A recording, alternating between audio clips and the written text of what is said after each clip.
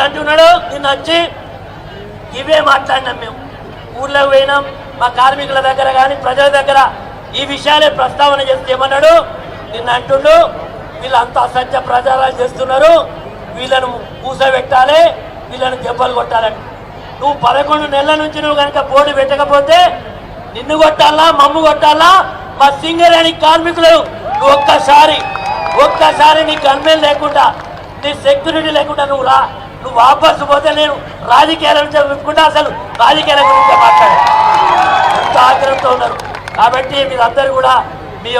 మీ ఆవేదనను కేవలం మాటలతో కాదు రేపు 11వ తారీఖు నాడు